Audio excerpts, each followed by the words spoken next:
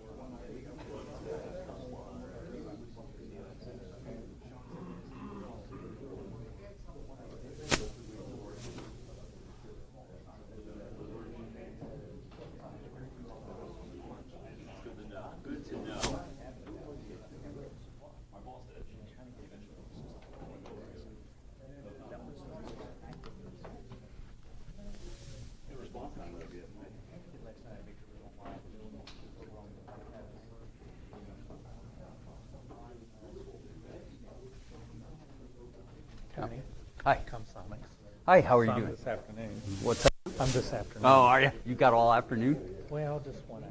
No, I don't think I'm going to steal too much of your thunder. I got a little bit of leakage stuff. But, So what's the deal? huh? What's the technical deal? They're trying to do a webcam. So it's bringing it in. Okay, it's bringing the camera in. Yeah, they're trying to get it to the other places. All right, so there's. We're going to do it on my PC? Is that what we're doing? No.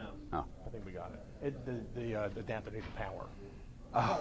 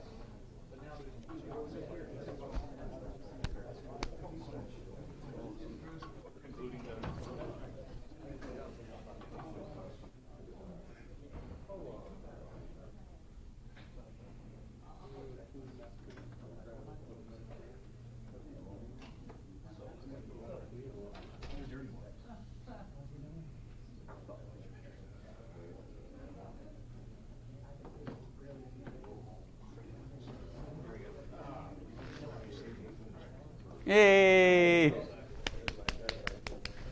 Everybody give that applause. Oh.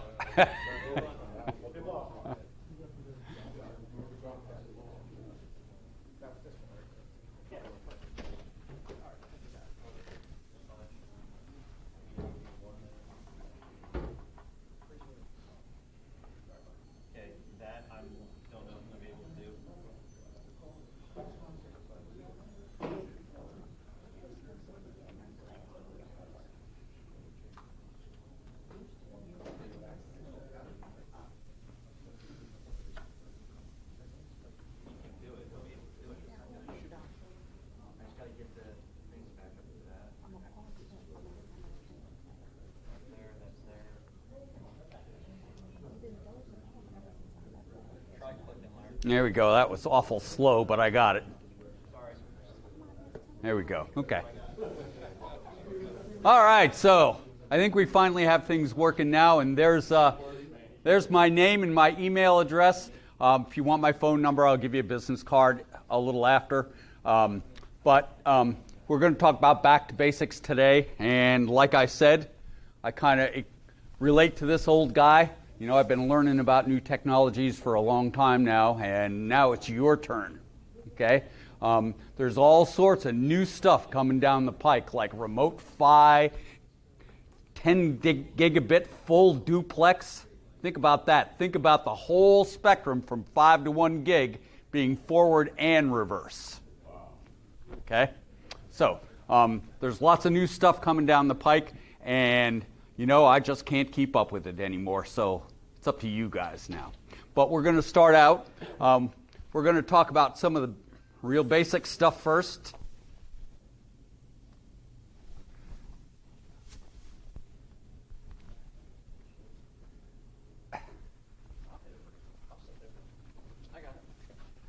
Yeah, it's all right. I'll stand over here. All right, I'll stand. I'll do it. There we go. Okay, so we're going to talk about digital channel power first and power level measurements. We're going to talk about MER and BER and what they mean and what they're really all about. We'll talk about cable modem testing. We'll talk about some DOCSIS 3.1 stuff. And last but not least, we'll talk a little bit about leakage to start this presentation. Then we'll take a break and we'll talk about sweep. Okay?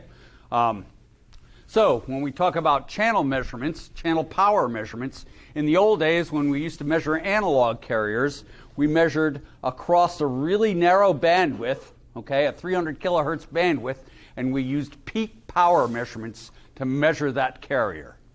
Now, if we tried to do a peak power measurement on a digital carrier, it would bounce all over the place. Why? Because the top of a digital haystack is noise-like, and noise varies constantly in frequency and in amplitude.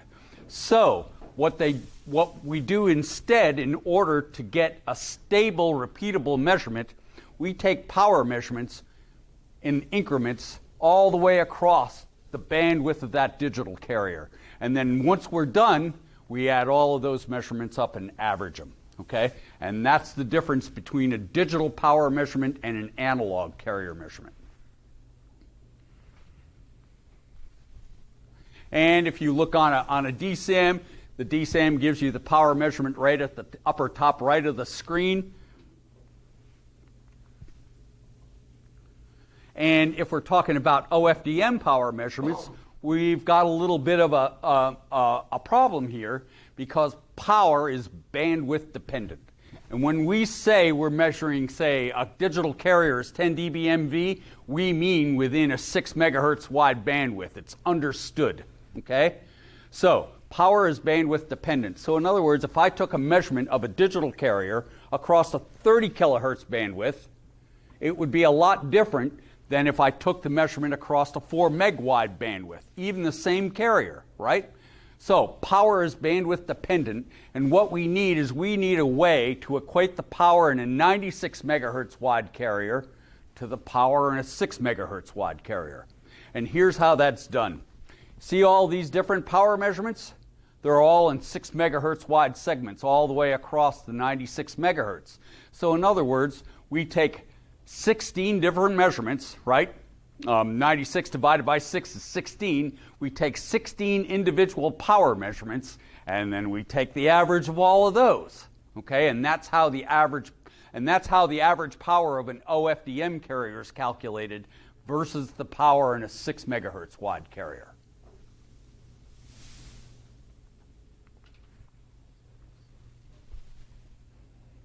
Okay, and this just shows on an ONX, okay, the way you can see that the power measurements, okay, are taken in segments all the way across the bandwidth of the channel. And if you count those different individual power measurements, there'd be 16 of them. And you see up in the upper right here, it gives you the average of all of those measurements. Okay, so now let's talk about modulation error ratio, or MER. Okay, you know, in a lot of places I go to now, installers just know the words MER and BER. Well, they're not even words; they're acronyms, right? MER and BER. Other than that, they just know red light, green light, right? So we're going to combat that a little bit and make sure we all understand what MER and BER is. So MER is a figure of merit for an RF carrier. Okay, RF only. Period. There has nothing to do with bit errors, except that a low MER can cause bit errors. Okay, so MER is strictly RF. Okay, and it includes all sorts of distortions like composite intermod noise and composite triple beat and second order and all of those things that we used to measure on analog carriers. We all combined all of that and put it all into one nice neat little number called MER, right? In other words, like the slide says, it's the sum of all evils. Okay? Okay. A 256 QAM carrier has a digital cliff of about 28 dB MER. And you want to be back away from that cliff by at least a couple of dB. So usually, used to be that a good MER was considered 32 at the back of the set. I think Comcast spec is now 34. I got no problem with that, right?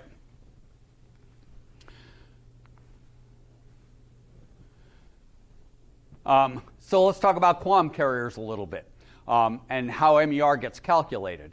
A QAM carrier actually consists of two different carriers at the same frequency.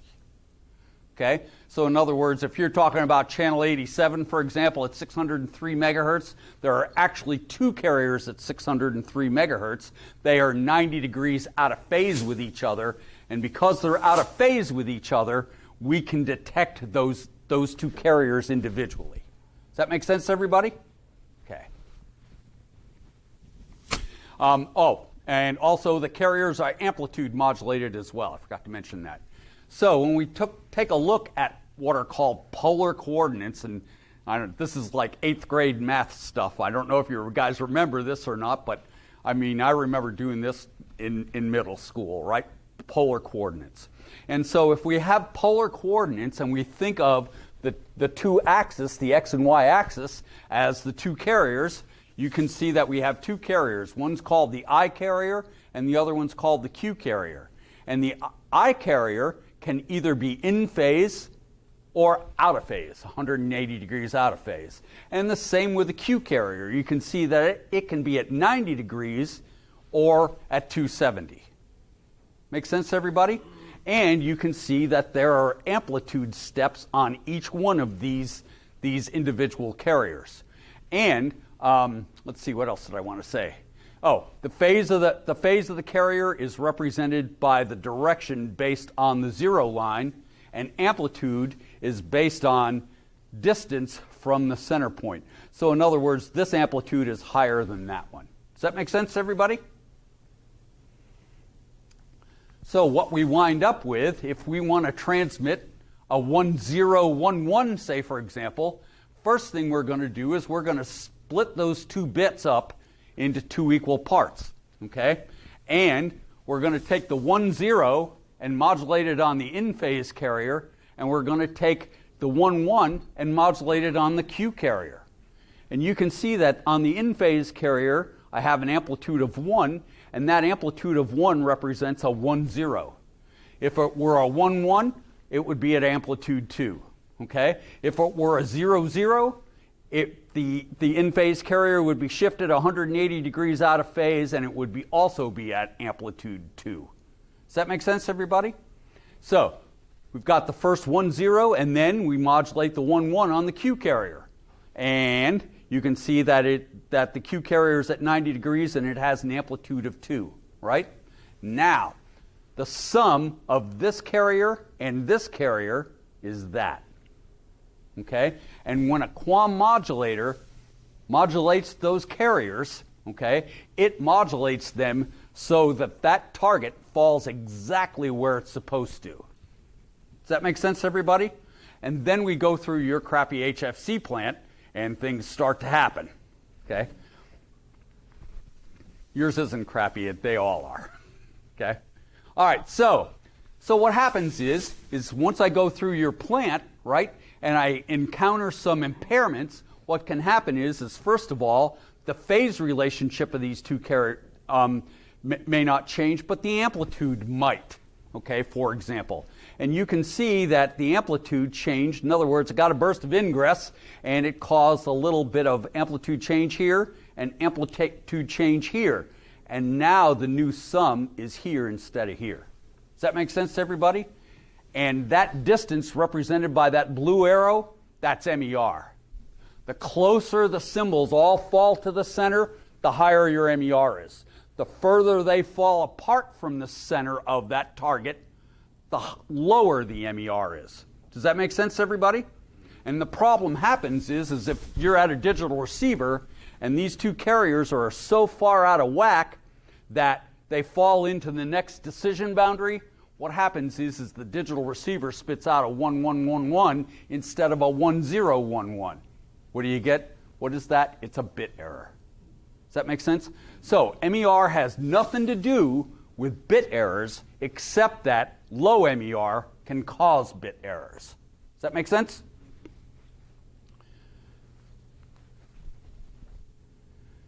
Okay, and there is the formula for MER right there, and nobody ever does that, but it just shows you that, like I said, the further you fall away from the further the average amplitude of those symbols falls away from the center, the lower the MER. So what's considered a good MER? Well, I wrote this a couple of years ago probably at this point, but generally you start out with a 42 or so in the head end, right? And what's the first thing you do? Well, you go through a combining network, and all of those carriers being combined with each other causes distortions, right? So maybe your MER drops by a dB. Then you go through a fiber optic link, and maybe it drops by another. And you go through that HFC plant of yours, and maybe it drops by a couple more, right? And then maybe you get to the back of the set, and you've got a 34 dB MER. Does that make sense? It never gets better. You can amplify it till the cows come home. It does not get better, okay? So once it's distorted, you're done. And maybe you got a 36 dB MER out at the tap, but it's my grandma, and grandma called me up and wanted 4 extra outlets, so I went and bought the best gold screw-on connectors I could buy at Radio Shack. They're not even around anymore, right? But you get the idea. And maybe I didn't buy enough connectors, so I dovetailed or pigtailed a coax up in the attic, but I wrapped it with black tape, so it's good, right? So.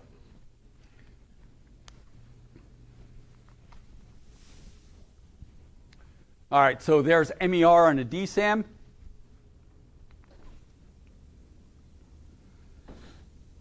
And we also have ONX measurements, and we have power or an MER measurement there. Is that it? Yeah, MER. So, in other words, with an ONX, you just put your marker on the carrier, and it spits out the information pretty much. Okay. I don't know what the blue thing is, but in any event, let's talk about BER for a little bit, and let's have another 8th grade math lesson.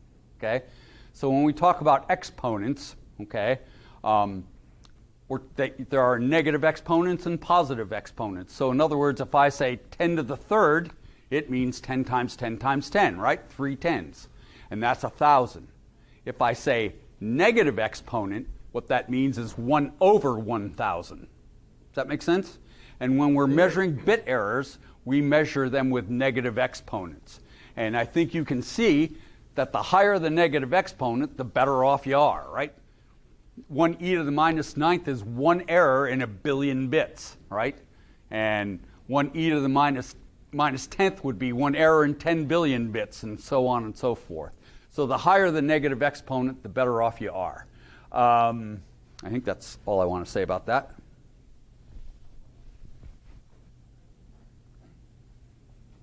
Okay, so like I said, the way that BER is measured is it's negative scientific notation. So if I have 1 bit error out of 10, say for example, my bit error rate is 0.1.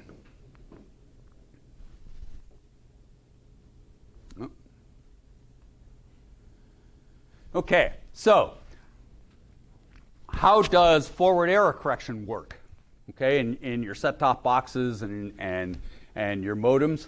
Well, for legacy carriers, what happens is in the transmit side, if I have a stream of say 10 bits, for example, and I count the number of ones in that stream of 10 bits. And if that number is odd, I add a 1 to the end of my bit stream. If that number is zero, or if that number is even, I add a 0. So what that's called is odd and even parity.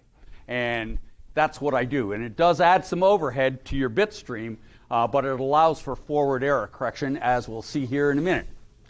So I take those 16 bits that I had. By the way, this is done in millions of bits, not with 16.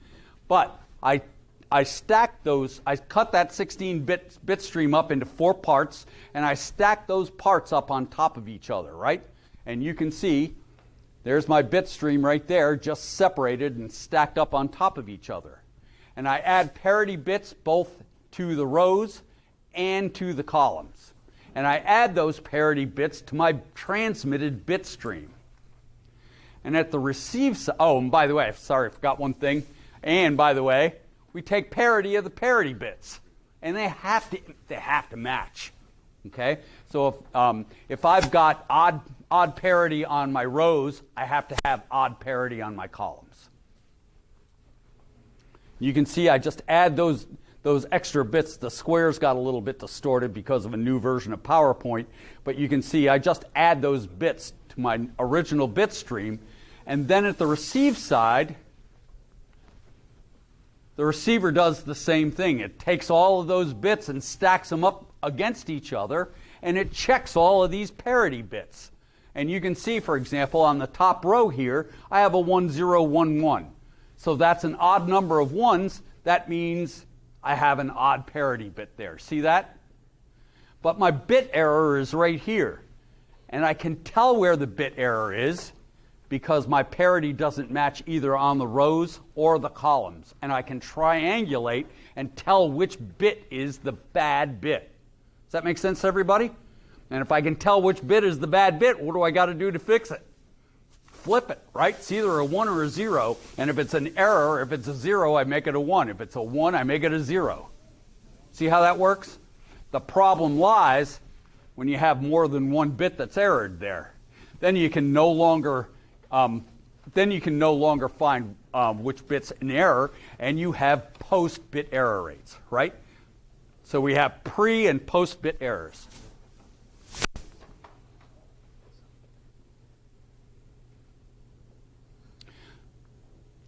So that's a description of the forward error correction decoder. And you can see here that I have a forward error correction decoder in my set-top box here, and I have pre-FEC BER, and I have post. In other words, before it's fixed and afterward, right? And before is always going to be worse than afterward, right? So what's the best way to get no post-bit errors? To have no pre-bit errors. And that's your spec, right? No bit errors whatsoever that you can measure, right? Truth of the matter is set-top boxes can correct bit errors up to about 1 bit error in a million. But post-bit errors are not acceptable. Whoops, wrong way. Okay, so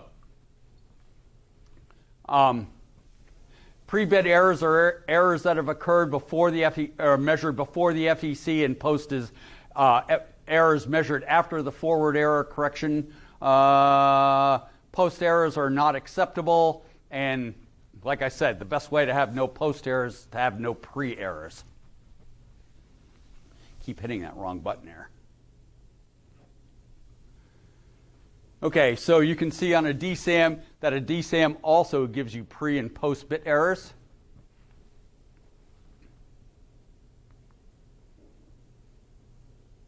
And so let's talk about constellations a little bit. I don't really, to be honest with you, I don't know anybody that's really ever fixed a problem using constellations. They may have located the problem to the head end instead of the plant, but they didn't really actually fix anything with a constellation. However, you can tell a number of things with a constellation. All of these issues here, these rotation issues like this, they're almost always in the head end. In fact, not almost always, they always are, because there's nothing in the plant that could cause that. But if you have noise issues like this, those are probably more likely to be in the plant. It's this rotation thing, or this I and Q being not different than 90 degrees out of phase is what I'm trying to say. Maybe it's 85 degrees out of phase instead of 90, right?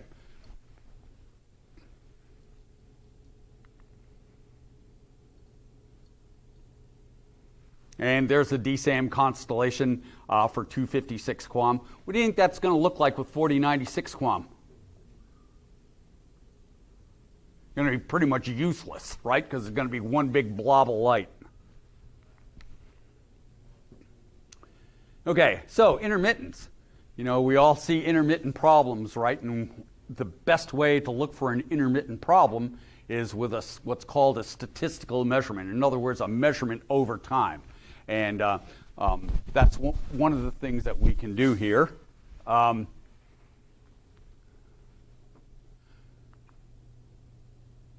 So here's the measurement we call DQI, or Digital Quality Index. And DQI is different than BER or MER. DQI is an algorithm, okay, that includes MER, pre and post BER, and carrier level measurement changes. And it rolls all that up into one nice, neat little ball from 0 to 10, 10 being perfect, 0 being not so perfect, okay? And DQI will show things that regular BER won't change. So in other words, well, I guess what I'm trying to say to you is if you go to a customer's house and they complain of tiling, say for example, this measurement should be the next place you go to if you don't see the issue. Because DQI, number one, captures 95% of the symbols as opposed to 5% of the symbols, okay? So you're going to see things that you wouldn't see with normal BER measurements. And you'll see here that the DQI process, you see in regular BER measurements right here, the BER measurements are based on the forward error correction decoder.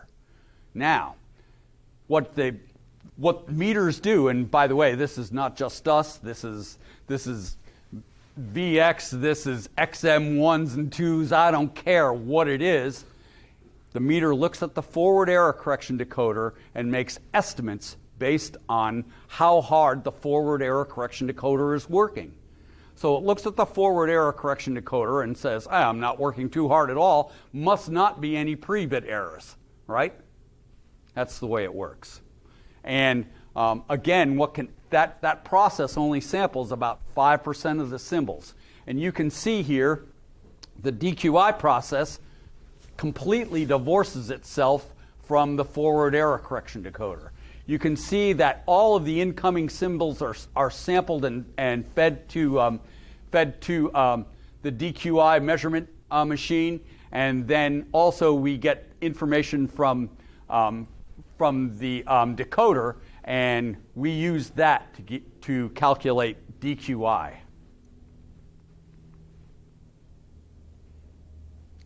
We also can show you ingress underneath the QAM carrier.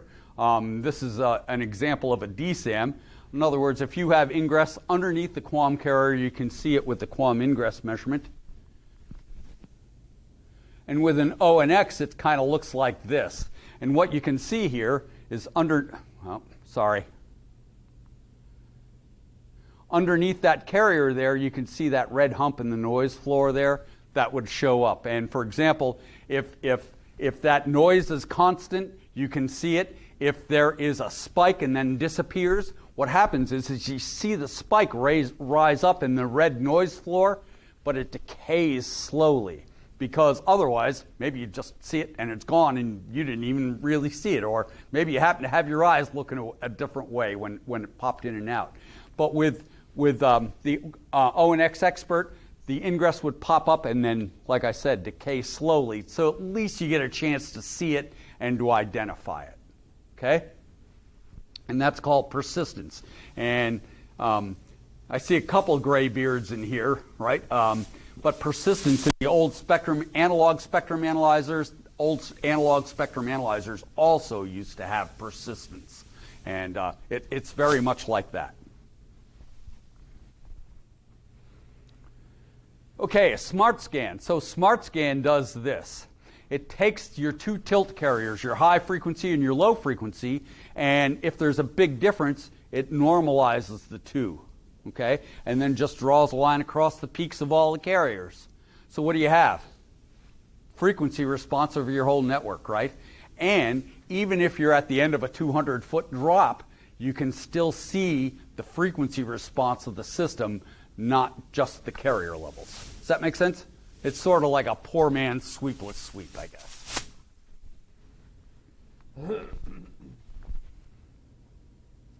Okay, so let's talk about some DOCSIS measurements now.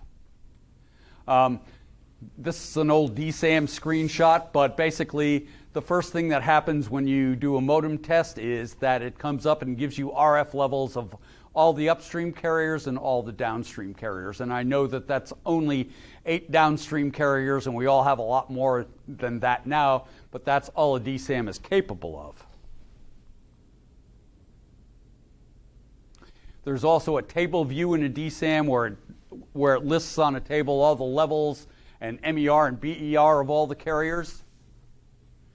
And then there are DOCSIS 3.1 measurements, and you can see that from this screen, there's a whole slew of different measurements that we've got to worry about with a DOCSIS 3.1 carrier.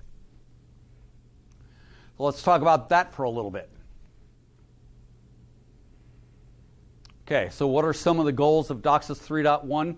Well, first of all, to increase the speeds to 10 gig downstream and 1 gig upstream. And again, now they're talking about 10 gig full duplex. Okay, where, like I said, where we use the whole bandwidth for the upstream and the downstream. Okay, based on time. So that's a little bit old. So 10 gigabits down and up are the goals. DOCSIS 3.1 adapts to different plant conditions. In other words, for example, if your modems have a real high MER, they can operate at a higher modulation rate, right? Okay. We're not tied to 256 anymore. We can go up to 4096 now because, well, first of all, we have better forward error correction on DOCSIS 3.1. It's an easy migration from the old version of DOCSIS. You guys all know this. You can put 3.1 modems on a 3.0 CMTS and vice versa. So they're backward compatible. And you guys all know that it operates on existing HFC systems because you did nothing to the HFC system to introduce DOCSIS 3.1.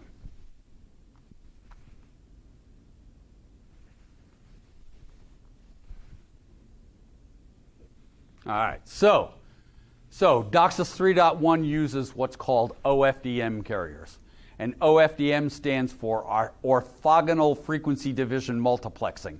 And orthogonal frequency division multiplexing, let's break that down. Frequency division multiplexing, we've all been doing that since we was babies, right? Right? We've all been using frequency division multiplexing. In other words, different information on different carriers on different frequencies, right? Orthogonal means non-interfering. It's a 50-cent word for a 5-cent meaning, non-interfering. And you can see all of these carriers are all jumbled up and mixed up with each other, right? They don't interfere with each other. And it's because we apply see all those carriers there? We apply what's called an inverse fast Fourier transform to all of those carriers. And this is kind of what we wind up with. We wind up with carriers, spaced either 25 or 50 kilohertz apart. I know Comcast uses 50 kilohertz spacing, for example. And these carriers don't have to be 96 megahertz wide. They can be anywhere from 24 megahertz wide up to 192 megahertz wide. And if you think about it, if I have a 192 megahertz wide carrier and I've got all these individual subcarriers spaced at 25 kilohertz, I can have as many as 8,000 of those subcarriers in one OFDM channel, and every one of those carriers is capable of carrying more data than a 256 QAM carrier carries today. Okay? And if you think 4096 QAM, think about 16,384 QAM, because that's where it's going. Okay? So you can see all of these carriers all occupy part of the same frequency space. In other words, they all overlap with each other. See that? But what you can see here is when this carrier is at its when this carrier is at its peak, all the others are nulled out. And when this carrier is at its peak, all of the others are nulled out. That's why they don't interfere with each other, because they're spaced such that those null points all happen when the other carrier is peaking. Does that make sense, everybody? And that's about as good as I can explain that. All right, so we've got this big wide carrier, right, with all these individual subcarriers, and you can see that most of those subcarriers carry data, okay? But there are also a few other types of carriers there as well. You can see there's what's called the PLC, the PHY link channel. And the PHY link channel carries what are called OFDM channel descriptors to the set-top box and to the modem, right? In other words, the PLC tells the modem, hey, I've got an OFDM carrier spaced at 50 kilohertz, it's 96 megahertz wide. All of that kind of stuff is all carried by that PLC, okay? It's kind of like the primary DOCSIS carrier of legacy DOCSIS. Without that, you're not going anywhere, okay? Simple as that. And you can also see that so the PLC is a number of subcarriers, 400 kilohertz wide. So in other words, it's several subcarriers. And surrounding the PLC, you can see there's a couple of subcarriers there that stick up higher than everything else, right? They're called pilots. And the job of the continuous pilots around the PLC is to sort of act like a gun sight, to make it really easy for the modem to find that PLC when it first comes online, right?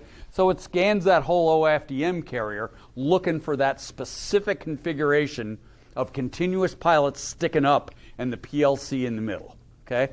Makes it easy for the modem to find. These other pilots we'll talk about briefly, but basically they carry information back and forth between the CMTS and the cable modem. Does that make sense? And we'll see how that's used a little bit later. And one last thing that we have to talk about is the NCP, or the next code word pointer. We're going to see that symbols in DOCSIS 3.1 are huge in comparison to the symbols that we use now. So a 256 QAM carrier transmits 8 bits at a time, right? 8 bits per symbol, one after the other, right? It's not like that in DOCSIS 3.1. That whole 192 megahertz gets all transmitted, all those thousands of subcarriers get all transmitted all at once. And they're all synchronized, and so the symbol in a DOCSIS 3.1 carrier is way bigger than the symbol in an OFDM. I'm sorry, DOCSIS in 3.1 is bigger than 3.0. Yes, sir? So, so if the guys are in the field, they're missing a PLC carrier. I'm sorry, could you speak up, please? So if the guys are in the field and they see what are some of the symptoms of the PLC carrier or the pilot carrier not being there? We're going to talk about all of that. How's that? And what George asked was, what do you see, for example, when the PLC doesn't work and things like that? So let's talk about all of those individual measurements. And George, if I haven't answered your question by the time we get done with this, stop me and ask me again, okay? At least he's paying attention. I know that. How's that? Okay, so here are some of the DOCSIS measurements. Here's a suite of all of the measurements that you would see on a DOCSIS 3.1 carrier, and you can see we measure PLC and NCP and all of that kind of stuff. So let's talk about all of that. Okay, so first thing we're going to talk about is code words, okay? Because code words are different than fixing bits. In other words, when we say bit error rate, we're fixing individual bits at a time, okay? When we're talking about code words, we're talking about repairing strings of bits at a time, not just one, okay? And you can see, for example, in this particular code word has 128 symbols, and 122 of those symbols carry data, and 6 of them carry error correction.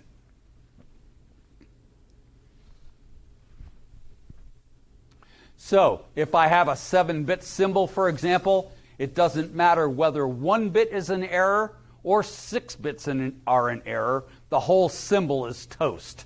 And that's what we fix. We fix whole symbols at a time instead of individual bits.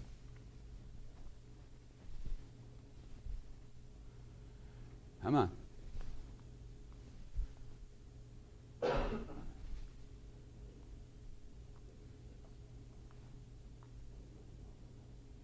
There we go. Okay, so you can see in this code word, okay, for example, there are a couple of bits that are in error, and so we have some errored symbols. And if I have just, say, for example, 3 symbols that are in error, I can fix the problem, and I have what are called correctable code words. If I have more than 3 errored symbols, then I can't fix them all anymore, and I have uncorrectable code word errors. Uncorrectable code word errors are unacceptable, just like post-BER, right? Because your modem's going to have trouble decoding things.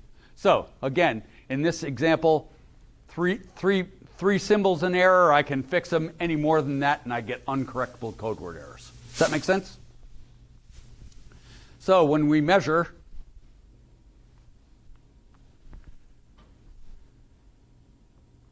Come on. There we go. So when we measure with the ONX, we look at, number one, we look at the PLC, and we can see the PLC's level. Nope, that's not what I wanted here. We can see the PLC's level like we talked about already. But let's talk about these building blocks here. So first of all, we have to be able to decode the PLC. That's the base, right? Next, we have to be able to decode the next code word pointers, because there can be several code words within each symbol in DOCSIS 3.1. And we need something to tell the modem or the set-top box where these code words start and stop within each symbol, and that's what the next code word pointer does. Above that, we have profile A, and we're going to see that in DOCSIS 3.1 we can have several different modulation levels. Okay? Profile A is the base modulation level. After that, we need to be able to measure the power of the OFDM carrier, and then we have to be able to analyze the other profiles as well. So when we talk about the PLC, maybe it's a little difficult to see from back there, especially with my old man eyes. But you can see here's the 96 megahertz wide OFDM carrier, and there's the PLC right there in the middle. You can see the pilots sticking up in the PLC in the middle. Does that make sense? The other pilots that you see sticking up there are all of those signaling pilots that I talked about between the CMTS and the cable modem. Okay, so on the filing channel, okay, we show you the level of the PLC, the MER of the PLC, and then we have correctable and uncorrectable code word errors. Uncorrectable code word errors on the PLC are absolutely unacceptable, because you're not going to be able to even decode anything, because the modem's not going to understand. So we have to make sure that we have that little lock icon in the upper right corner there, and that we have absolutely no uncorrectable code word errors. And by the way, look at that MER. It'll work on a 15 dB MER? Why do you think that might be? It's because the PLC has a really low level of modulation. The PLC is usually BPSK or QPSK, okay? And therefore, it's really robust. You guys almost have to have a system outage for that not to work, okay?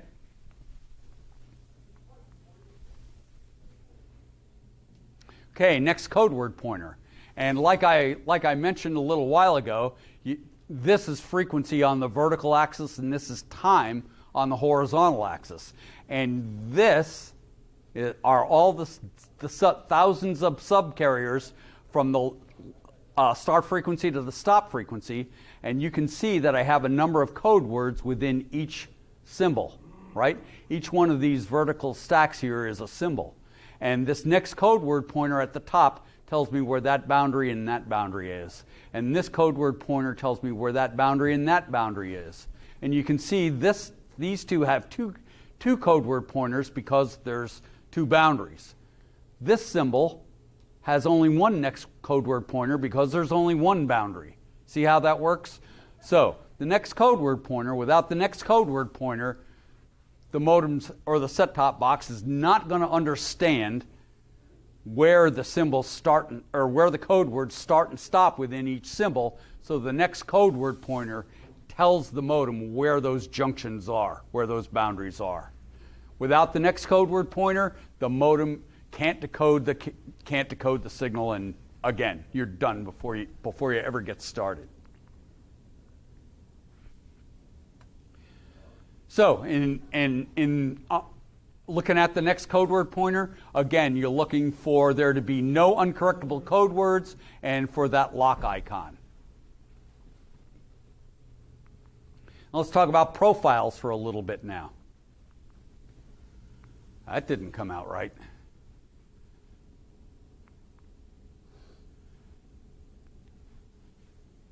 Try that one again.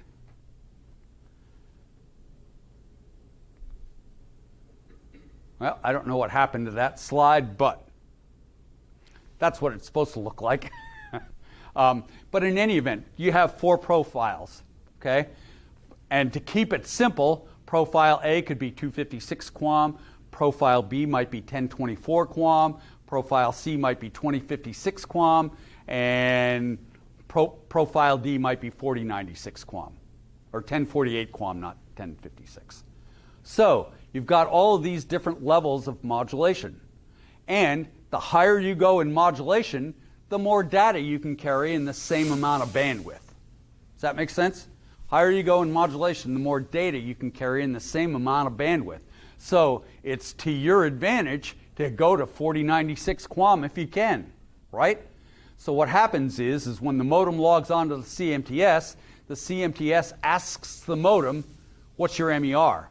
And if the modem replies, my MER is 42, the CMTS might say, for example, okay, bump yourself up to profile D, okay? Because your carrier to noise can support that higher modulation. And again, if you support the higher modulation, you can carry more data in the same amount of bandwidth. That does not mean that customers have faster speeds, although it does, but the point is it makes your network more efficient because you can carry more bits in the same amount of bandwidth. Does that make sense to everybody?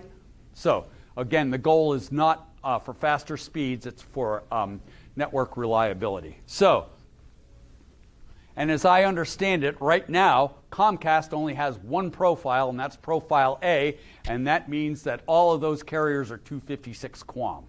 You used to have 2 profiles, and I don't know. Rob, do you by any chance know why you guys backed off of the different profiles? No? Okay, well, you did, and I don't know why. But right now, Comcast only has profile A, and they're all 256 QAM carriers.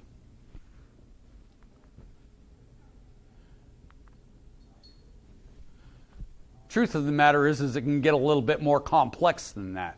So in this system, profile A, some of the carriers are 256 QAM, some of them are 1048 QAM, some of them are 4096 QAM, okay? So you can have these 4 different profiles, and not all of these subcarriers have to be modulated the same in all 4 profiles. Like you guys have, they can all be different if you want. There's also what are called exclusion zones. So let's just say, for example, you wanted to place your OFDM carrier over top of your amplifier pilot carrier. And you can do that, and just, for example, if your pilot carrier is 499.25, you can just turn off the subcarriers that interfere with 499.25. So you can place these OFDM carriers over top of other things as well. And in the landing screen on the ONX, what we show is profile A. And we show correctable and uncorrectable code words on profile A and also a lock icon. Without profile A, what's going to happen is the 3.1 modem will drop back to 3.0 if it can't decode that. Okay? So we got profile A. Again, we're looking for the lock icon and for there to be no uncorrectable code words. Yes.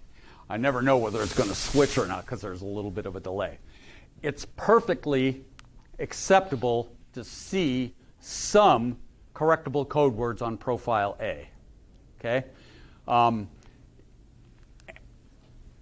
When you think about it, you've got a wideband carrier with thousands of individual subcarriers. It's not realistic to expect each one of those thousands of subcarriers to be absolutely perfect. Okay? You're going to have a problem with one or two of them. And as a result, you're probably going to see some correctable code words in profile A. Oops, sorry.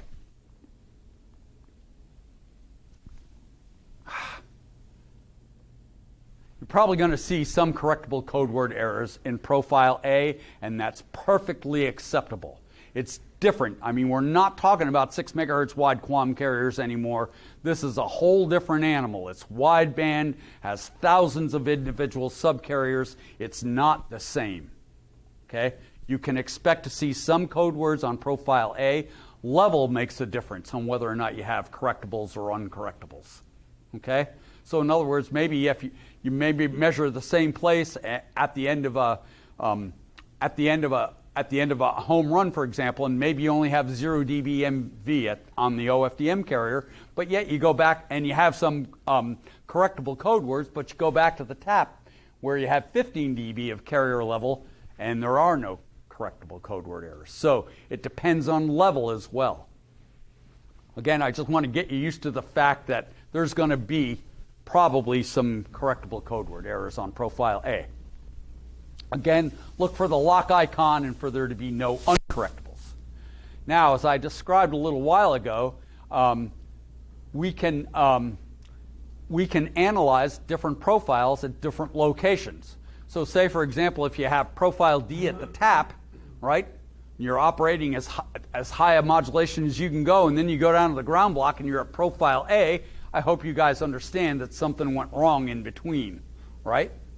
But you can see what we do is we analyze the different profiles at different locations. So you can see here that at the tap, I was on profile D and I had some correctable code words, but that was okay because I was able to correct them. I go down to the ground block and I'm already down to profile B, okay? You might, it's profile C. You might expect some drop in profile because you're going from one carrier level down to another, and your MER is going to drop a little bit because you're going from one place to the other. So you might expect to see the profile drop one space. But what would concern me here is you can see that at the ground block I'm at profile C, and at the set-top box the best I can do is profile A. I kind of think something's wrong in between there. So all I'm trying to say is we can analyze the different profiles between the different locations, and I know I'm in a Comcast network and that doesn't make any difference whatsoever because you guys only have one profile.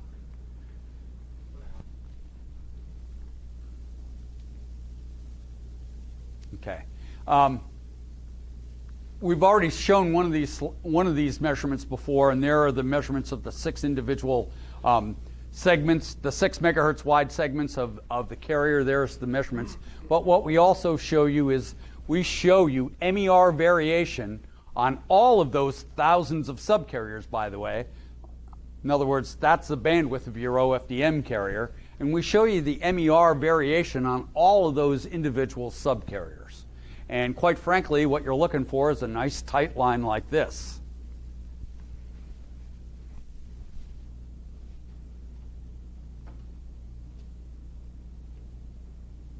Okay.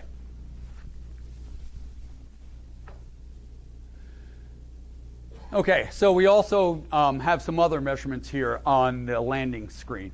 So first of all, we show you average power, and if head-end guys set levels like they used to, they would use that average power measurement right there to equate the 96 megahertz wide carrier to the 6 megahertz wide carrier. And then down below, we have MER measurements. Now, it's impossible for us to show you the MER on 8,000 subcarriers on a 7-inch screen.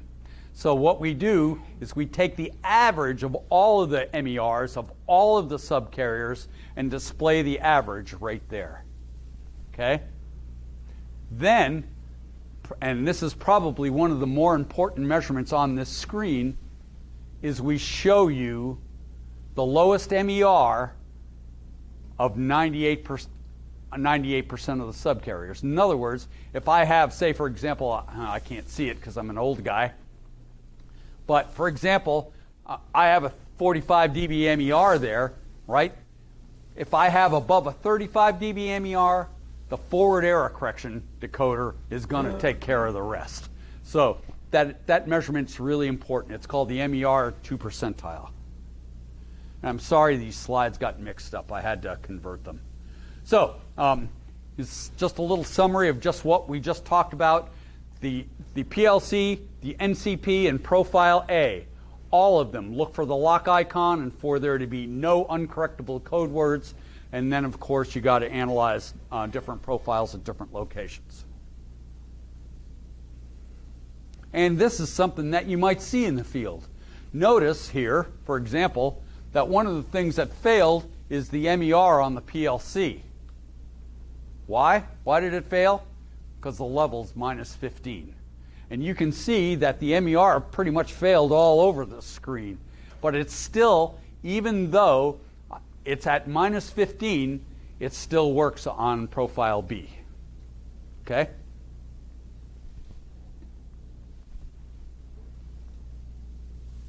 Here's some other screens that I wanted to show you. Remember we talked about that MER, that nice tight line. Quite frankly, you'll probably, you want to see that nice tight line, probably you'll never see anything like that because that represents equal noise across the whole bandwidth. More likely what you'll see is you'll see a nice tight line like this, but with some variation in one spot. Okay? And generally, when you look for that and you see that, the next place you go is ingress under the carrier because I'll bet you have ingressors in the same location and the same frequency.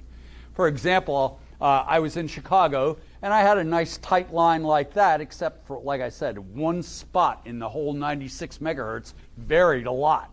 Okay?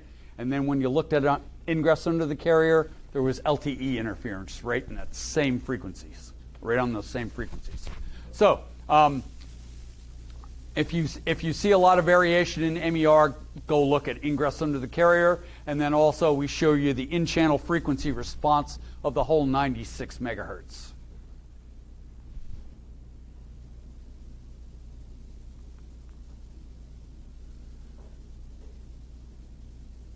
Come on. There we go. Okay, so on an OFDM, some of the other things you should look for is that you look for channel bonding between your legacy carriers and your OFDM carrier. If you don't have channel bonding between all of those carriers, one or the other will not show up. For example, if the 3.0 carriers are not bonded with the 3.1 carrier, only the OFDM carrier will show up on that screen. Does that make sense? So in other words, all of the legacy carriers all bond together with the OFDM carrier.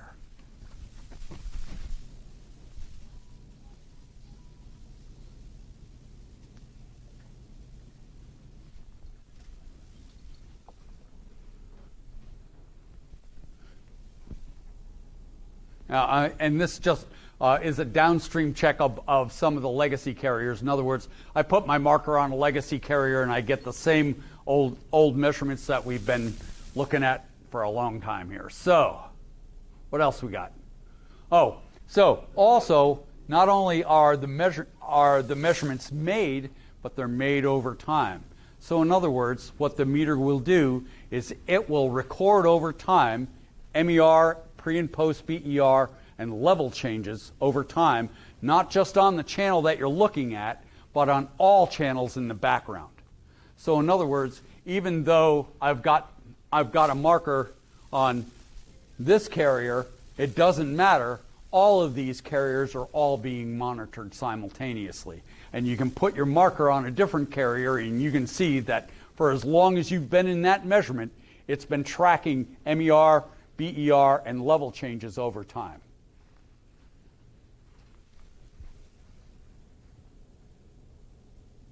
Also does the same in the upstream.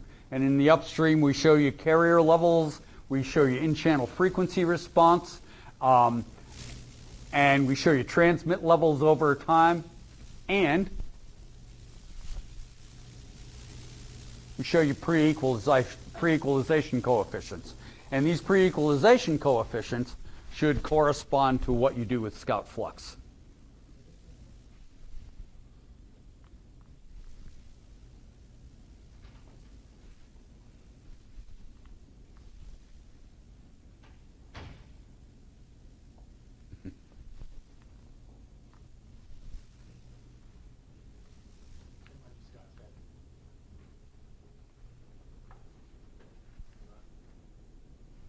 Go ahead, Rob.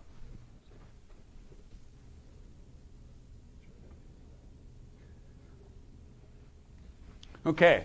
Now it's all, Yeah. Back one. my bad. There you go. Okay. So also some other things that that our meter, and by the way, most other meters will show you as well, is it shows you the registration page. It shows you the IP addresses of all of the servers that are involved with DOCSIS, but more importantly, it gives you the configuration file name. Okay?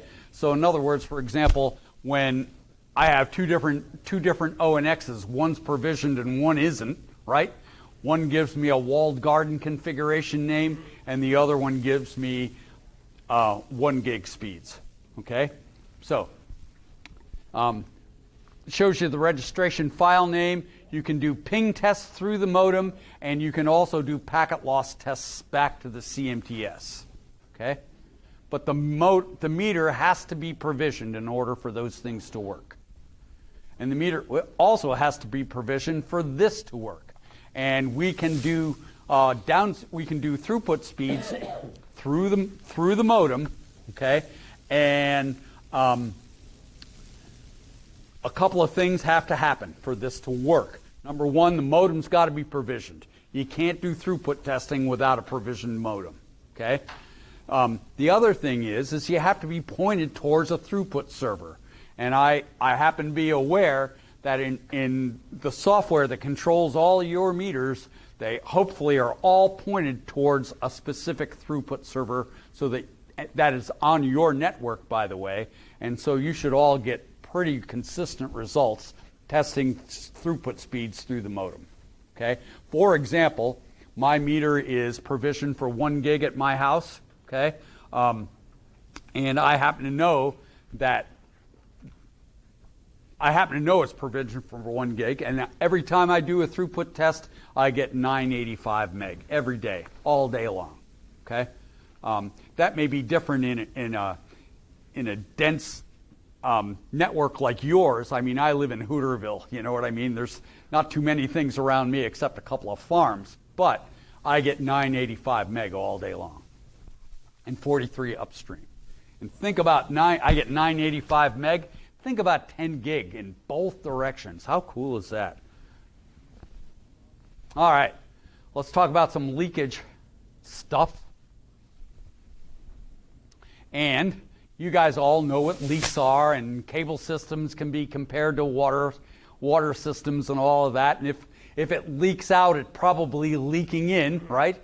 And we all know that we have to be aware of egress because it can interfere. And it causes it. The FCC is all over the cable industry and has been for a while now about signal egress coming out of your system. And what's the best way to detect it? Well, you can go to a house with, say, for example, and do an ingress test. Does the ingress show up if the ingress isn't turned on? No. Okay?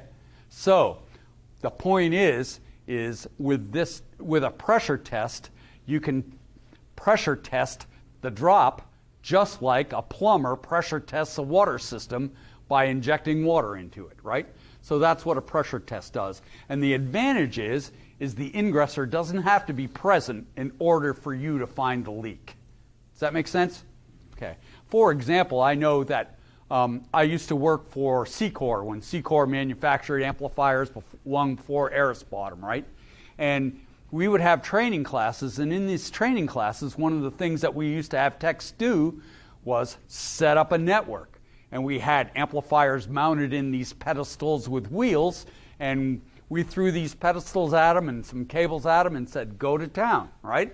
And what we used to do is set them all up the night before to be sure that they all worked. And so we were setting these turtles up, we called them turtles, the night before, and everything was working perfectly. And then all of a sudden the janitor comes in, plugs in his vacuum cleaner and turns it on, and the return path went to hell. Just like that. And as soon as he unplugged the vacuum cleaner, it was fine.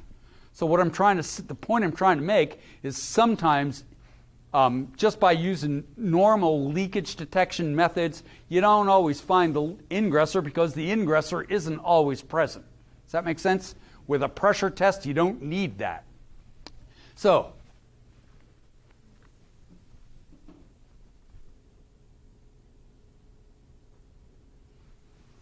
here we go. So what like I said, you can do an ingress scan at the tap, right? You can, and all that is a spectrum analyzer shot of the return path, and if the ingress isn't present, it'll be just fine. And the same with a leakage detector, right?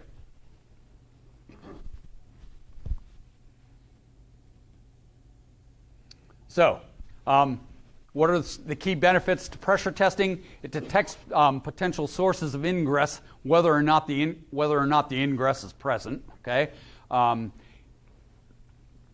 it increases your efficiency because if you inject that pressure tester and walk around the drop with the receiver, it's going to take you right to the leak. It's going to take you right to the connector. Okay, there's no messing around. Well, I think I'll change this connector, see if that works. And that doesn't work, so you change the other connector. That doesn't work, so you change the drop, right? This will take you right to the leak. There's no more messing around. And, of course, it helps to mitigate ingress problems, and you find LTE interference because LTE interference leaking out causes interference with LTE, helps to promote, and it also helps to promote more high-tech services.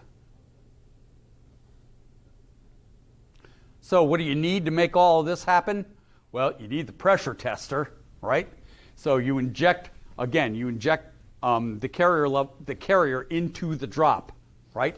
And then you walk around the house with this O&X with a and again, it'll take you right to the leak.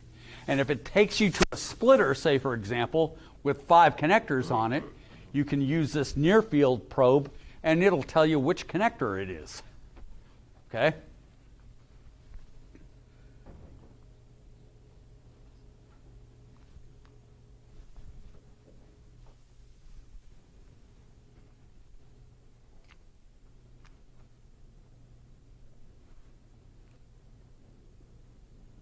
Go ahead. Okay, so I think I pretty much already talked about this. You're going to inject the carrier at the tap into the drop, right? And it injects 2 carriers. Why?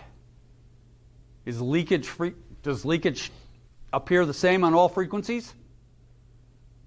Not only no, but hell no. Okay, so we transmit 2 different frequencies, one at the low frequency, or one in the aeronautical band, and one up at 757.25, I guess it is. So in other words, we detect both carriers, right? And they're both tagged so that you can tell whether it's your carrier or someone else's. And if there's a weak spot in the drop, it'll take you right to it.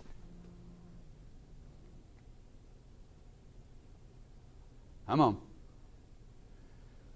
Okay.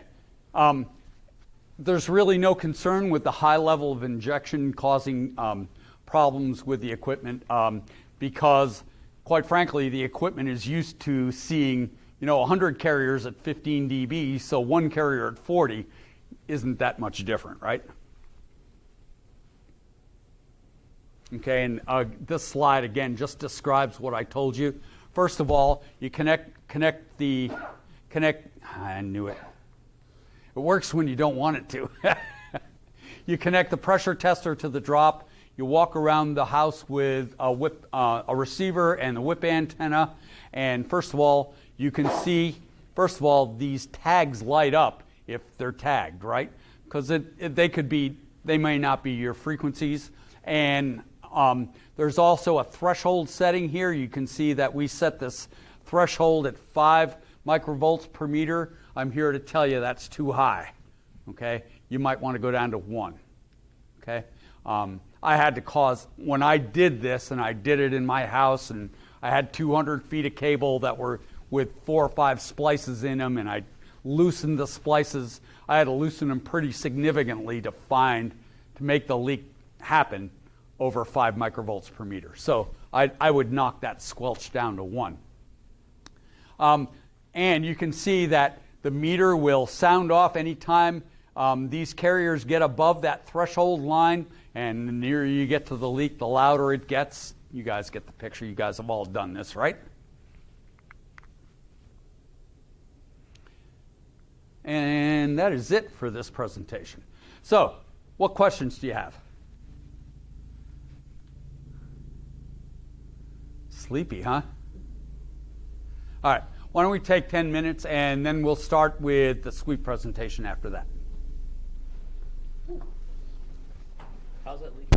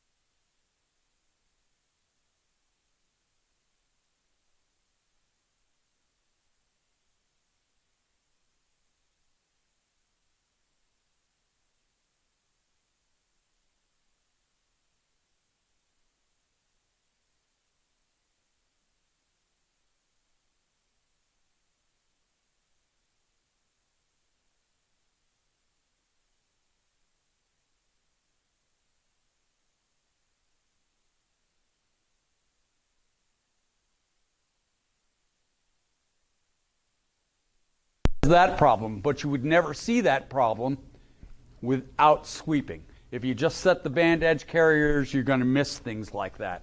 And you're going to miss things like that as well. Okay? So it's really important to sweep, not just do band edge carriers. And when we're sweeping, the thing that we're going for in the downstream and the upstream is called unity gain. And unity gain in the downstream means that each amplifier makes up for the loss in front of it. Okay? In other words, we set the output of our amplifier such that it makes up for all of the loss in front of that amplifier in the downstream. In the upstream, it's different. We set the outputs of each amplifier, and they can all be different so that we have a common input at each amplifier. So that's how unity gain is measured in forward and reverse. And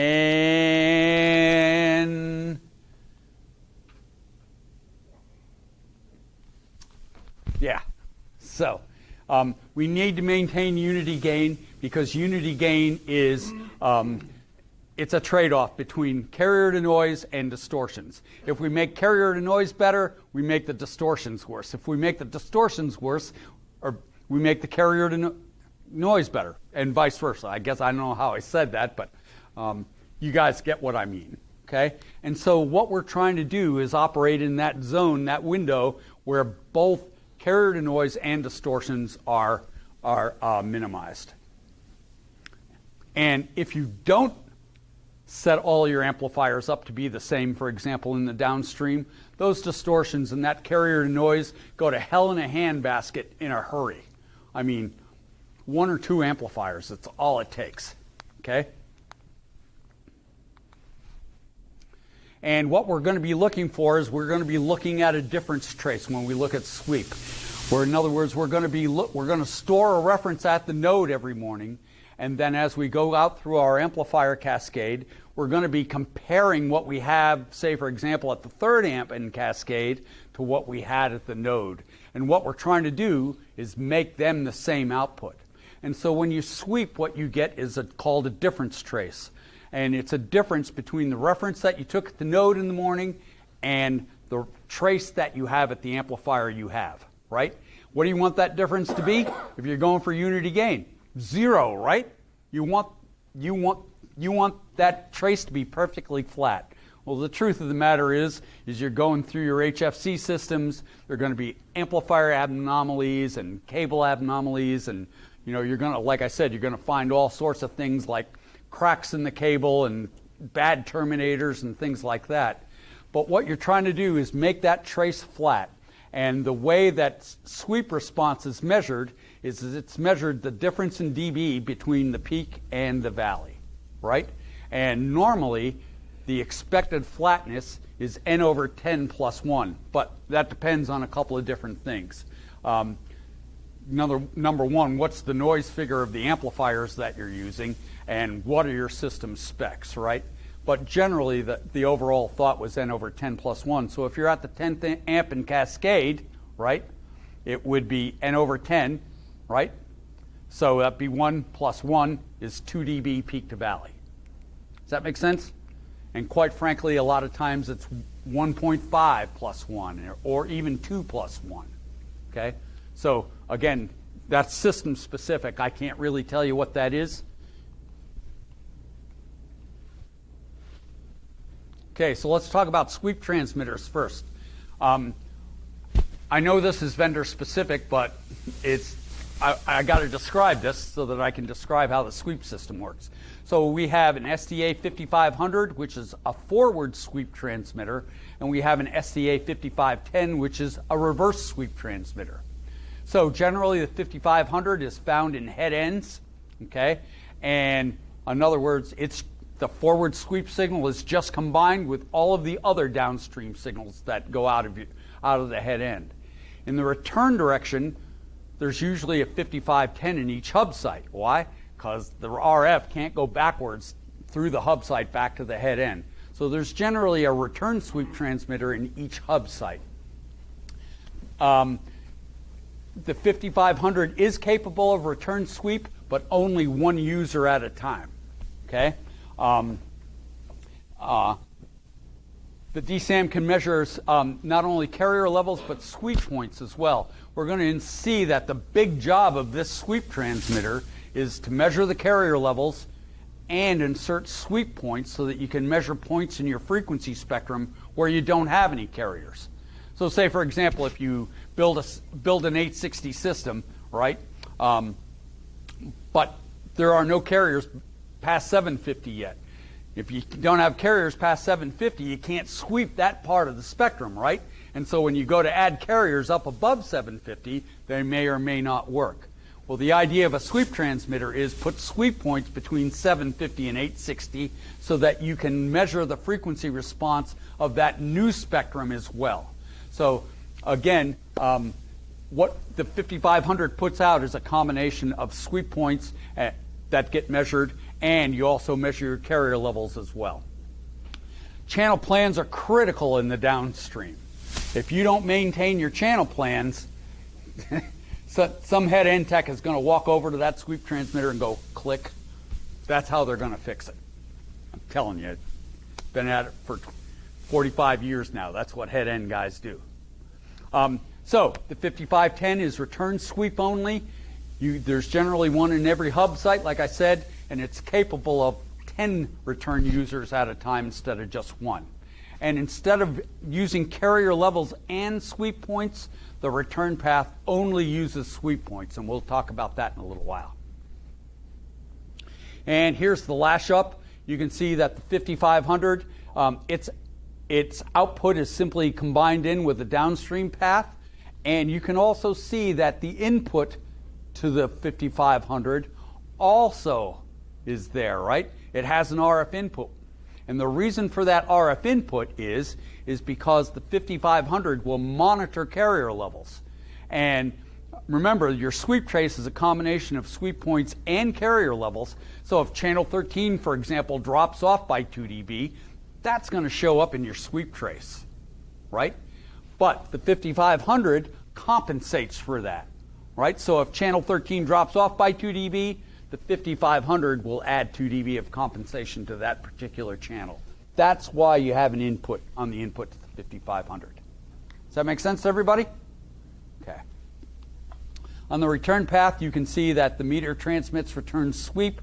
We go backwards through the return network, go into the 5510, and the 5510, in other words, now this becomes the transmitter. It transmits sweep points.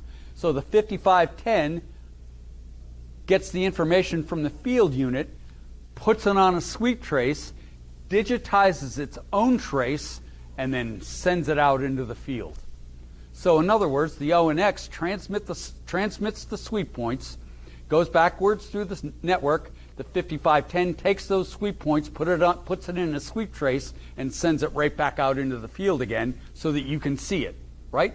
So there are 3 different telemetry carriers.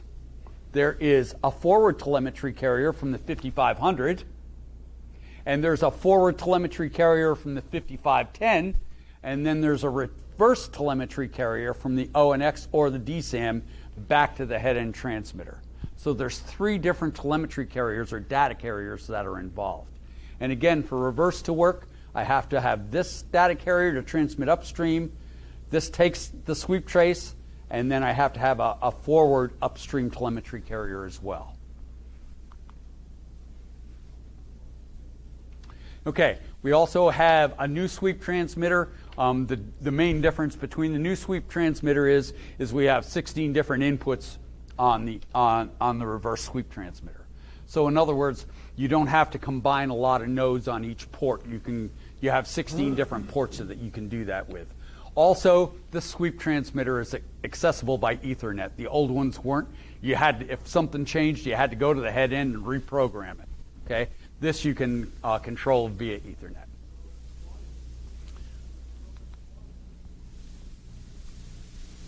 Like I said, control it via Ethernet.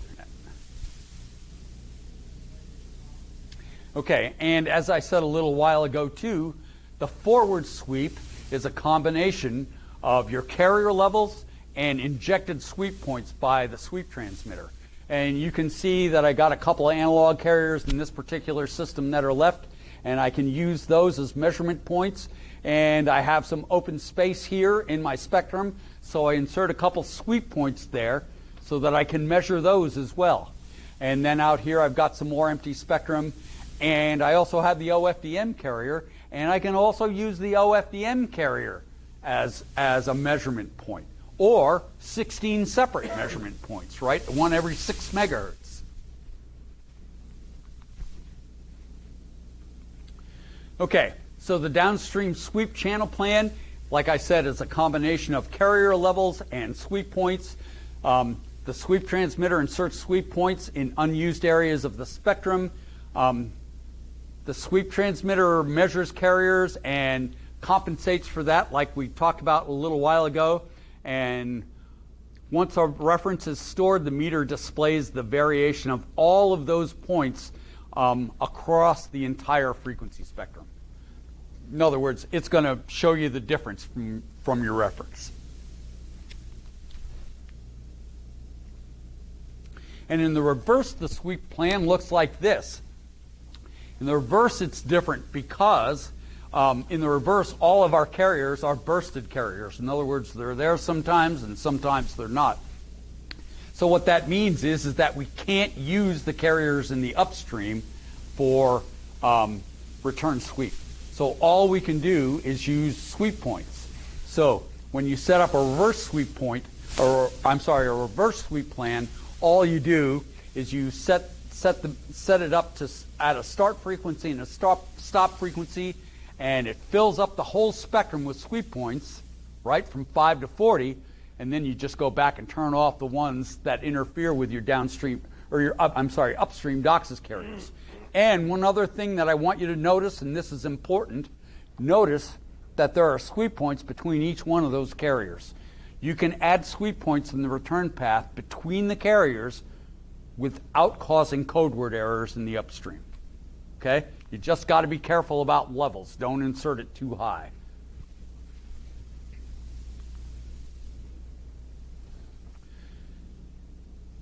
All right, I'm not going to go through the setting up the sweep transmitter because, as I understand it, you guys can't get in the head ends anyway, right?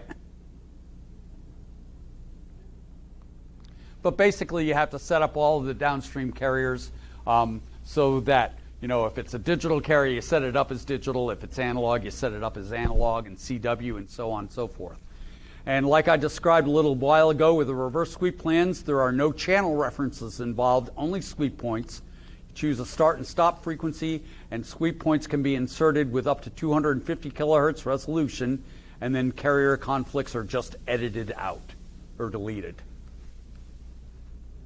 And like I said, sweep points can be inserted between the upstream without causing code word errors as long as you're careful.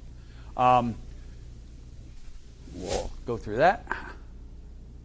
So let's talk about setting up the DSAM out in the field for sweep. And we're going to cover test point compensation, telemetry settings, and sweep and tilt settings. So the first thing that we have to set up is if we go into forward sweep on a DSAM, you'll see that F4 is settings.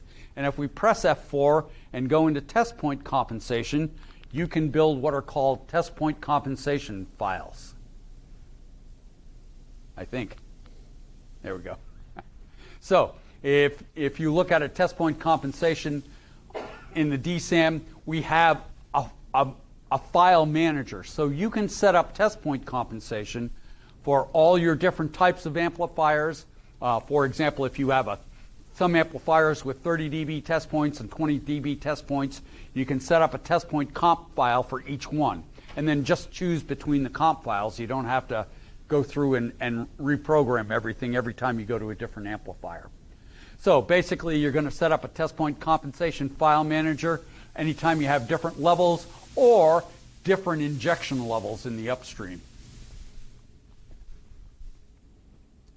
So basically, this just goes through setting up a test point compensation file. You name it, and then it becomes part of the file manager, and then you can go in and edit it. And the first thing that you're going to have to worry about as far as test point compensation is the forward external loss. That's the loss of the test point. Nobody uses probes anymore, so the probe loss is always 0. Got to remember the DSAMs were conceived in the late 80s, early 90s when we still had probes, right? In the reverse external loss, again, is the test point loss. And if you scroll down some more, you enter the reverse telemetry level and the reverse sweep point insertion level. So they're two different things. Remember, we have that telemetry carrier, that data carrier, that brings information from the meter back to the head end, right? And one of the things that you're going to be looking for every morning is the level of that telemetry carrier back in the head end. So it's important to set that up, and I like to set it up so that it's the same level as the sweep insertion points, so I know what level they're at as well. Okay? But that's my preference. You can make them different if you want. So if you set up the reverse test point, say for example to be 20, and you set up the reverse insertion level to be 20, what comes out of the meter is 40. Okay? Because you come out of the meter with 40, you go through the test point, and then you inject into the output of the diplex filter at 20. Does that make sense? I don't know what your reverse input levels are. Maybe they're 17, maybe they're 20, I don't know. But that's a system-specific thing. So you got to set up the reverse insertion and telemetry carrier level. And one of the nice things about the DSAM is you can go look at the summaries. And for example, I can see exactly what's going on with my forward test point compensation. I have a 20 dB loss there and no probe loss. And I can also do the same for the reverse, by the way. I guess I lost the slide. The next thing that you have to set up after test point compensation is the telemetry frequencies. And you can see I have an SDA 5500 telemetry. I have a 5510 telemetry frequency. By the way, they got to be different, right? And I also have single or multi-user for reverse sweep. Single user means you're using a 5500 for a reverse transmitter, and there's only one user at a time. If you set that to multi-user, that means it's a 5510 being used for reverse, and there's up to 10 users at a time. So generally, you guys would probably set that to multi-user. And if you have field view and if you use it still, there's a field view setting there as well. Last thing that we need to set are sweep and tilt limits.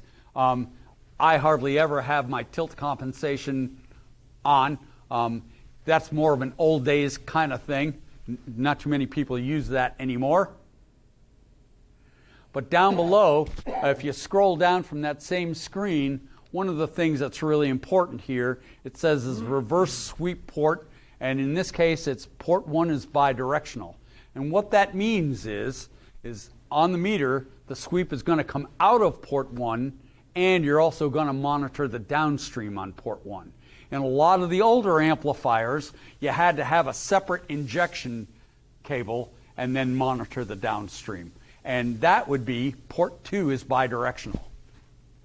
Or it says port 2 is upstream. I forget exactly what it says. But this one says port 1 is bidirectional, meaning you're strictly going to sweep with port 1. And if you change that, I think it says port 2 is reverse.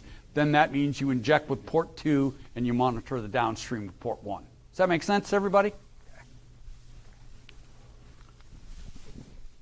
And you're going to find that setting up an ONX for sweep is pretty much the same thing. It just looks different.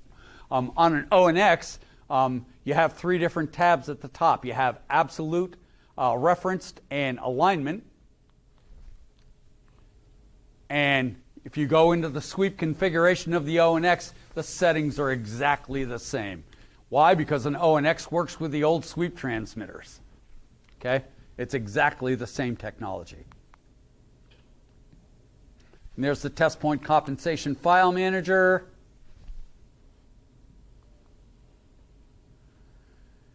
And there are all the test point compensation settings. They're all the same. One of the cool things about an ONX versus a DSAM, though, is it will measure individual carrier levels in the sweep mode. So you don't have to leave the sweep mode to go check your carrier levels, right? You can put the carrier levels in your carrier level alignment. For example, maybe you put in, 235, 72, and 119, right? So that you can see those carrier levels in the sweep mode. And you can put as many as 12 in, by the way.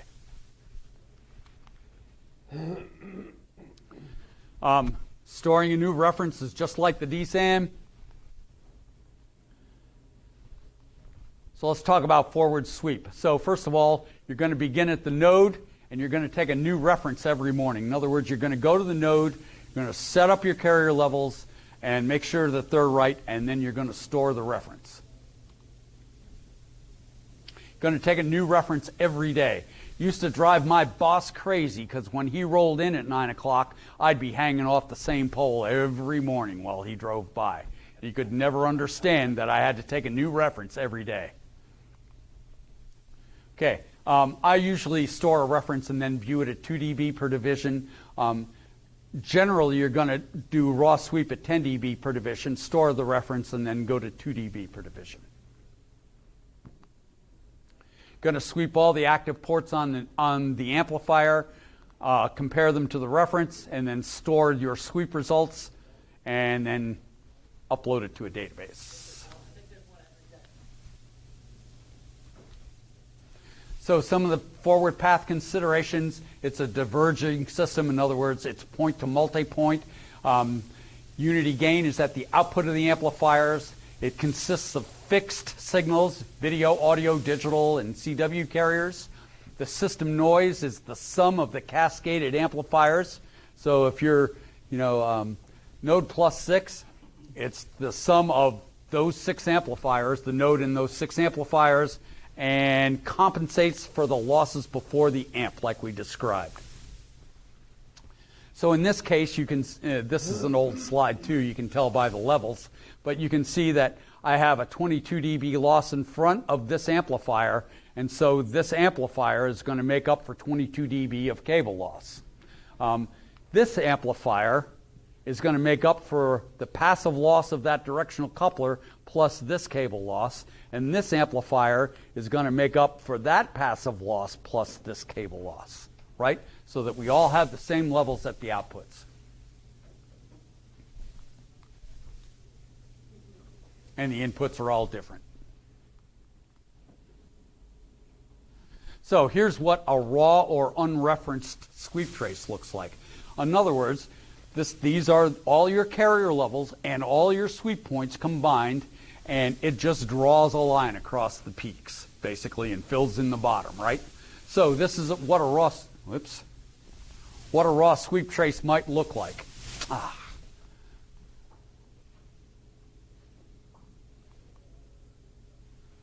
And you can see that raw sweep trace has a tilt, right? What you would expect coming out of your node, right? And it'd be awful hard to tell whether or not I had any frequency response problems from that. So what I'm going to do is I'm going to store a new reference. So you can see that I press the file button, I hit new reference. Is that what it says? It might say that if you haven't let it normalize enough. If it says that, just go back to the raw sweep mode, let it sweep through a few more times, because it's got to get an average of all of those measurements. All of those measurements, all the carrier levels and sweep points. And you get a referenced sweep trace that looks like this. And this is exactly what you would expect to see. There's no difference, hardly, a couple of tenths here and there, but essentially there's no difference between any of those measurement points across the whole spectrum. And that's what you see there. See there, right? Nice and flat. And generally you're looking for less than 1 dB peak to valley when you store a new reference. And again, if you go to the next amplifier in cascade and you make that sweep trace fall on that 0 line, I guarantee you those levels are set the way they're supposed to be. You can go into levels and check all day long, but they're there. Okay? But you got to make your sweep trace fall on that 0 line. And notice that it's at 2 dB per division. Come on. Well, that didn't come out, did it? There we go. All right. So here's a reference forward sweep trace. Here's a little test for you. You see that? See that bump right there? That's at least a couple of dB high, isn't it? But my min-max says 0.2 or 0.2. How does that work? Anybody got a clue? Apparently not, or I'm putting you all to sleep, number either one. I don't know which one it is. But the reason that that's 0.2 dB peak max, min to max, is because it measures between the carriers, or between the markers. And if you look at the marker A, it's at 55.25, and you look at marker B, it's at 62.25. If it's measuring the min to max between the two markers, well, of course it's 0.2.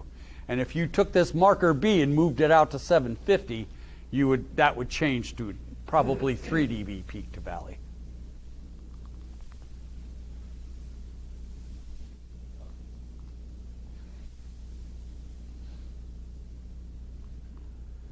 Come on here.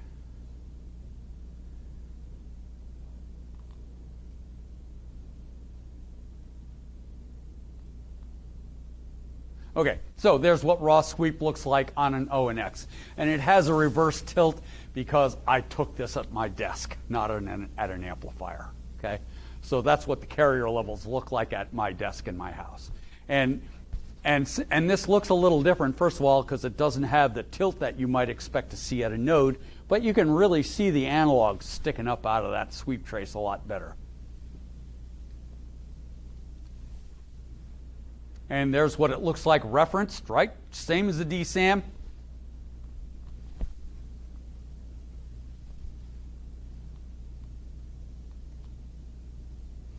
And also, like I also told you, there's that alignment tab at the top. When you click the alignment tab, you go into this measurement. And you can, by the way, you can set that little block up there so that it tells you the tilt between the high channel and the low channel. Okay? So there's no need to back out of the sweep mode to be able to see carrier levels.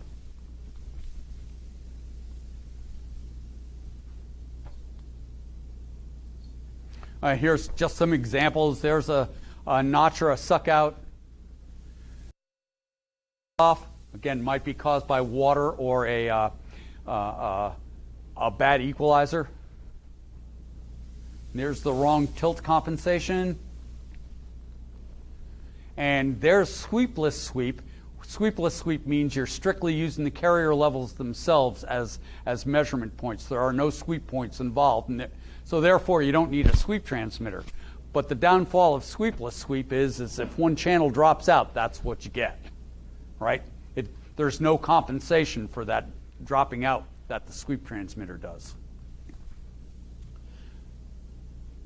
Okay, we also can look at, we can also, if our test points are resistive test points, you can also see reflections coming, maybe, for example, from a blown terminator or something like that. You can see that sine wave effect. And if you use that little formula right there, you can get an idea of how far away the reflection is. Same way you do with scout flux, right? You look at ripples on the upstream, right? More ripples, the further away it is. Less ripples, the closer it is. Okay, so let's talk about the return path. So the objective is in the return path is to maintain unity gain just like the downstream. The difference is we're going for constant inputs as opposed to constant outputs, and I'll show you why here in a minute. The first thing that you need to do is make sure your optical path is maximized before you start sweeping. In other words, optimize your nodes, and then just sweep you go ahead and return sweep. So instead of point to multi-point, the system is multi-point back to a single point, right? Unity gain is at the inputs to the return amplifiers, not the outputs. The telemetry carriers upstream and you need both telemetry carriers upstream and downstream or it's not going to work. Noise and ingress are additive from the entire node or nodes combined into the single port on the sweep transmitter. So remember, if you combine, say, for example, 16 nodes at the input to that sweep transmitter, the input to that sweep transmitter is going to have noise from all 16 nodes. Does that make sense, everybody? Okay. And the more nodes you combine, the worse your carrier to noise gets. There's no standard channel plan, so we only have sweep points in the upstream, and return sweep compensates for the loss after the amp. If you look at an amplifier block diagram, you can see in the forward path, the pad and EQ are on the inputs to the amplifier. If you look at the return path, the pads and EQs are on the outputs of the return amplifiers. Okay? So the return sweep compensates for a loss after the amplifier in the upstream direction, and then set the carrier level and telemetry to be the same thing. And that's a personal preference, by the way. And so the goal here is to get a nice flat response all the way out. And so let's talk about carrier levels a little bit. If I set this amp up to be the same output as this amp, the return amp, the green amps, right? If I set this output to be the same as that, am I going to have the same input at that amp from both locations? The answer is not only no, but hell no. And by the way, I'm sure that you've got more than one split in your network, right? And if you got more than one split, then all of those carrier levels are going to be all different. So what we have to do instead is we have to set the outputs of these amplifiers so that I have common inputs here. So you can see I have the output of this amplifier set at 30 and the output of this amplifier set at 26 so that I have plus 20 here. And I'm going to set the output of this amplifier so that I have plus 20 at the input there and all the way back. So how are we going to do that? If I got to set if I have to set my pad and EQ here and measure the input there, how am I going to do that? Either long test leads or you use our sweep system, a sweep system. Now, it doesn't have to be ours. So the first part of the upstream is optimizing the return fiber link. And you need a head-end guy to help you do that. We have to talk about head-end lash-up considerations because I know that you guys don't have for that. But you have to know what's going on in the head-end. And then you go ahead and sweep the RF part of the plant. Okay, let's talk about optics. And I want to talk about this first because it has the greatest impact on MER in the upstream. Okay? Let's see here. The optics are not part of the unity gain part of the plant, and the setup procedures for the nodes vary from vendor to so I can give you a general overall procedure, but I can't give you, say, for example, the procedure for an Eris node versus a Cisco node, for example, or a harmonic node. They have different procedures, and you should set up, you should follow the procedures set by the vendor.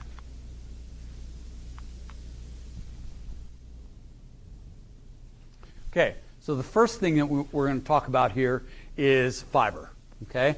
And when we have fiber connectors, what we're looking for is a clean, pristine end face, right? So that we can match the two fibers together, okay?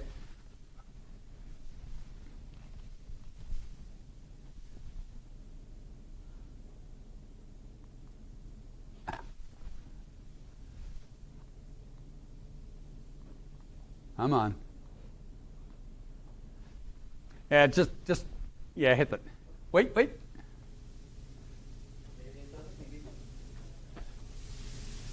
I'm just going to make the point. Clean your fiber connectors.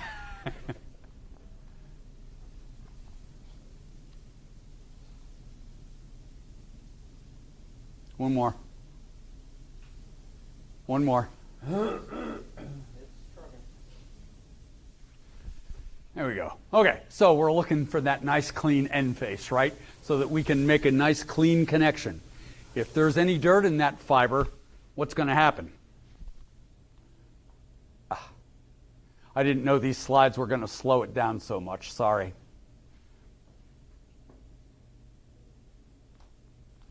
We're going to go hit this here.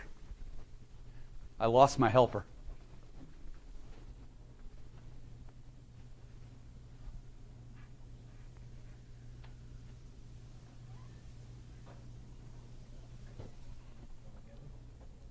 Yeah, the next one has some animation in it too, so just if we can get by that.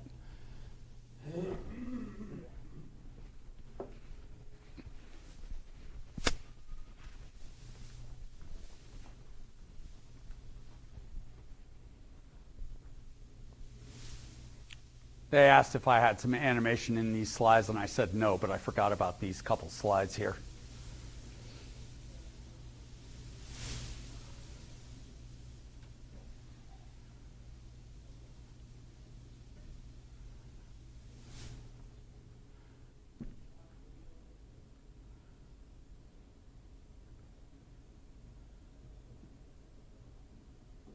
Anyway, I'll go on my little fiber rant while he's working on that. If you have any dirt at all, you guys, I think, know that some of the optical power gets absorbed by the dirt and the poor connection, and also some of the light gets reflected back, just like RF, right? So 75% of all optical problems are dirty connectors, okay? So what does that mean? It means inspect and clean the connectors. Inspect, notice I said inspect and clean the connectors before you connect them. When you pull that connector apart, it actually sucks dirt onto the end face, okay, of that connector. Every time you take a connector apart, you clean it before you put it back together and inspect it. And if I ever caught you doing that and you worked for me and you didn't inspect it, I'd fire you on the spot. Simple as that. Okay, so it's vitally important to clean connectors. What do you think 85% of all our OTDR problems are? Dirty connectors on the input. So you want to send an OTDR that costs $10,000 into us for repair, and we're going to charge $2,000 to repair it. Go. Guess what Verizon spent on cleaning dirty connectors with their OTN manufacturer? Because their mode of operation is if they don't have proper light levels at the OTN or the OT at the terminal at the house, they take it apart, they clean it and stick it back in. If it still doesn't work, they change it out and send it back in. Verizon spent $14 million in 1 year on dirty connectors. That's all it takes, right? And then inspect it. And just because you clean it, by the way, doesn't mean it's clean. And I think we're. Come on, Sean, I got no more rant to go here, buddy.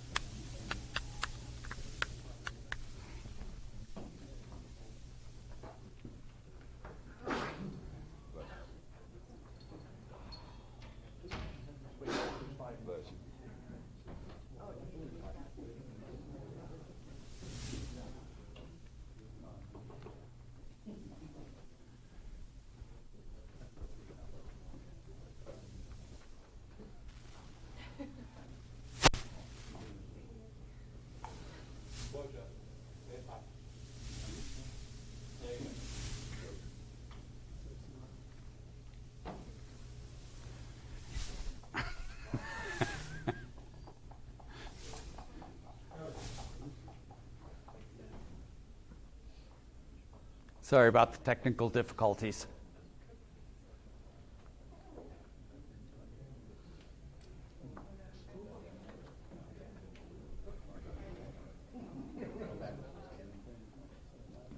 Sean, can you close it and reopen it?